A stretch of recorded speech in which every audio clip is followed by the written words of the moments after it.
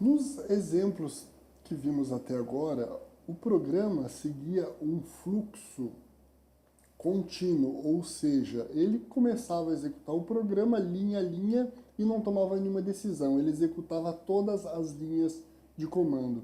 Porém, é muito comum em um processo em que você tenha um algoritmo, um script que tem que tomar alguma decisão baseada em um input, uma entrada que vem do usuário ou de um banco de dados, né? Então o programa deve decidir entre diferentes fluxos e tomar ações diferentes, né?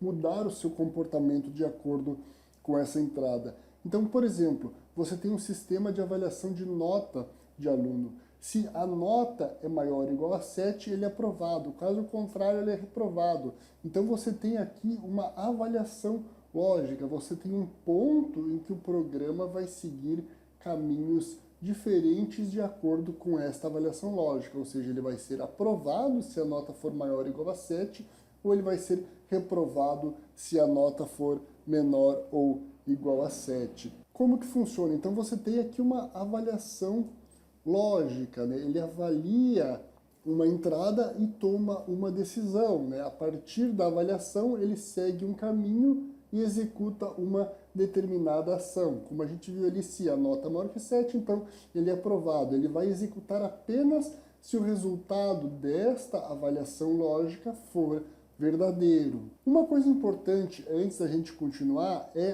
com relação à indentação no Python. Sempre que você tiver uma estrutura de código em qualquer outra linguagem de programação, o que acontece? Você tem um bloco de código, ou seja, uma ou mais linhas de comando que devem ser executadas de acordo com aquela condição. Isso não apenas com o if, né? Em estruturas de repetição, em funções. Na maioria das linguagens de programação, o bloco de código que é executado de acordo com aquela condição é definido através de um caractere.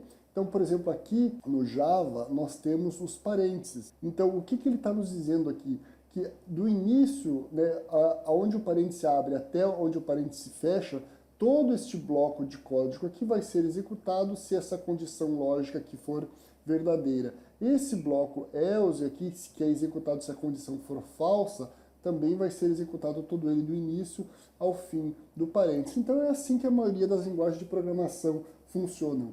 Agora, o Python é diferente. O bloco de código da estrutura é definido pela indentação, que pode ser dado por espaços ou pela tecla Tab, mas ele tem que seguir sempre a mesma indentação. Então, o que a gente tem aqui? A gente tem uma estrutura de decisão if e este bloco de código aqui todo vai ser executado se a condição for verdadeira. Então vejam que não existe um caractere especial, não existe parênteses, chaves, colchetes, não existe nenhum caractere especial, é apenas a indentação que define o que vai ser executado. Aqui a mesma coisa e aqui a mesma coisa. Esse bloco vai ser executado se esta condição aqui for executada, este bloco aqui se esta condição for executada. Então o Python funciona com indentação. Se você mudar a indentação, ele vai apresentar erro. Se não tiver indentação, ele vai apresentar erro. Então você tem que ter cuidado com a indentação. Você tem que manter sempre um padrão de indentação de acordo com o bloco de código que você quer executar. Então, um if-else no Python, né? Ele vai começar com um if, ele vai ter a avaliação lógica, 2 pontos e o bloco de código indentado que vai ser executado. Opcionalmente, você pode ter uma estrutura else, que vai ser executado se a condição lógica que está aqui em cima for falsa. Também vem indentado e ele vai executar uma ou mais linhas de código enquanto mantiver a mesma indentação. Operadores de comparação do Python. Então você tem o menor que, menor igual, diferente e igual, né? Se você está comparando duas variáveis. Então você usa esses operadores de comparação para testar exatamente essas variáveis, essas condições lógicas. Então se a nota é menor que 7, execute tal ação, por exemplo.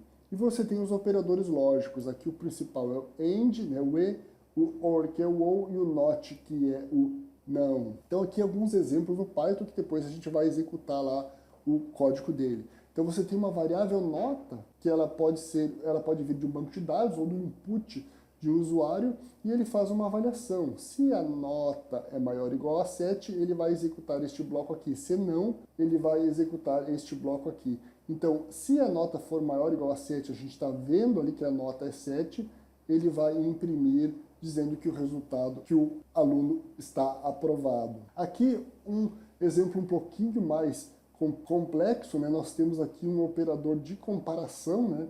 Então vejam, se a nota é maior que 7 e a frequência maior que 70, ou seja, ele tem que atender as duas condições têm que ser verdadeiras, ele é aprovado, senão ele é reprovado.